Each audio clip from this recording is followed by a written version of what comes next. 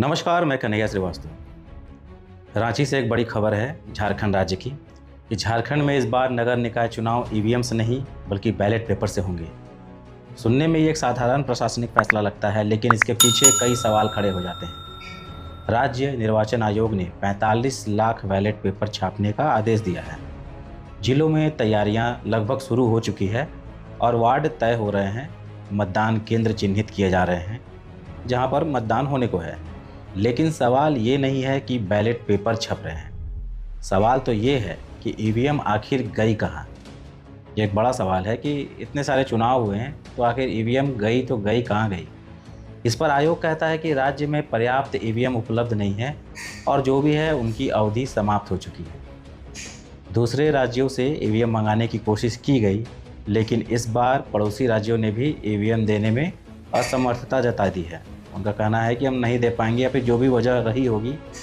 और जो कंपनियां हैं वो ये कह रही है कि कम से कम 1 साल का हमें समय चाहिए। मतलब साफ है, लोकतंत्र तैयार है लेकिन मशीनें तैयार नहीं है। इसलिए झारखंड में लोकतंत्र एक बार फिर कागज़ पर लौट आया है। और कहा भी जाता है ओल्ड इज गोल्ड, जो पुराना है वो एक बार लौट कर जरूर आएगा और उसका आना निश्चित है। आयोग ने बैलेट बॉक्स के रंग रोगन का काम भी शुरू कर दिया है। चुनाव अधिकारियों के लिए बुकलेट भी छापे जा रहे हैं। अधिकारियों का ये भी कहना है कि बैलेट बॉक्स की कोई कमी नहीं है, सब कुछ उपलब्ध है। और अब मतदाता इस बार 2 बैलेट पेपर मिलेंगे। मतदाता को इस बार 2 बैलेट पेपर मिलने वाले हैं।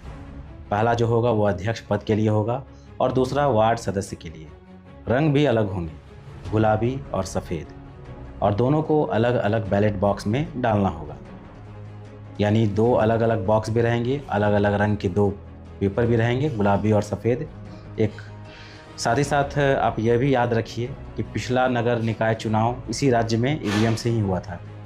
तो सवाल फिर वहीं पर लौटता है कि क्या चुनाव प्रणाली योजना की कमी से पीछे लौट रही है या ये सिर्फ एक अस्थायी मजबूरी है। क्योंकि पिछली बार जितनी संख्या थी इस बार उतनी संख्या नहीं है।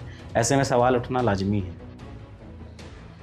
बैलेट पेपर या ईवीएम, मुद्दा तकनीक का नहीं है, मुद्दा भरोसे का है।